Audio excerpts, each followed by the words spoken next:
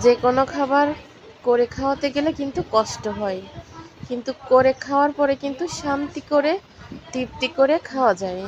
তো আজকে আমার ভাগ্নি বলতেছে বার্গার খাবে, তো আমি বলছি সবাইকে সন্ধ্যায় কিনে এনে খাওয়াবো।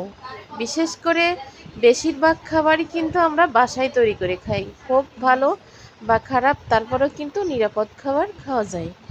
এই যে আমার বোন কিন্তু নিজের হাতে হচ্ছে ম্যায়োনিজ বানাইছে, এই ম্যায়োনিজ দিয়ে হচ্ছে বার্গার বানানো হচ্ছে। তো ও বলতেছে কিনে আনার দরকার নেই, সন্ধ্যায় সবাই বানিয়ে এক জায়গা বসে খাবো।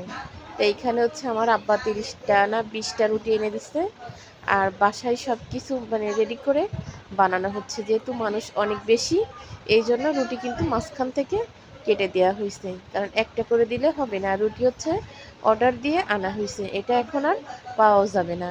তো আমার বোন কিন্তু মসির দুধ দিয়ে মেয়োনিজ বানাইছে, মেয়োনিজটা এত মজা ছিল। তো অধিকাংশ নাস্তা আমি বানাই, কিন্তু আমার শরীরটা অত বেশি ভালো ছিল না, এই জন্য আমার আর দুই বোন মিলে বানাচ্ছিল।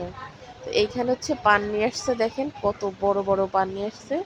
আমার বোন কিন্তু ছোট বোন অনেক পান খায়, অনেক বড়, পানতি বললেই তাকে চলে, আমরা তো পানতি বলি। আর এইখানে কিন্তু বড় একটা ওলের অর্ধেক নিয়ে আসছে, ওল কচু, দেশি মোরগ দিয়ে রান্না করে খাওয়ার জন্য ওল কচু নিয়ে আসছে।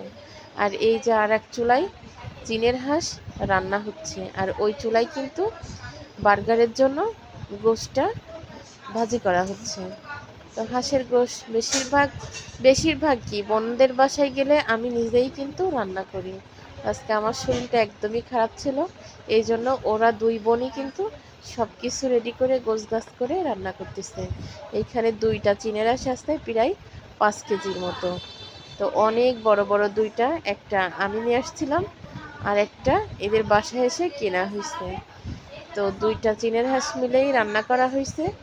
আর হচ্ছে দুপুরের 2-3 ভাগে তরকারি আছে, সেইগুলা দিয়েই কিন্তু রাতের খাবার। তো রাতের খাবারটা এইভাবে কেউ খায়নি, কারণ বার্গার খাইছে, পাস্তা খাইছে, এগুলা খেয়েটে আইসক্রিম খাইছে। আমার আব্বা আবার আইসক্রিম কিনে নিয়ে আসছে, এগুলা খেয়ে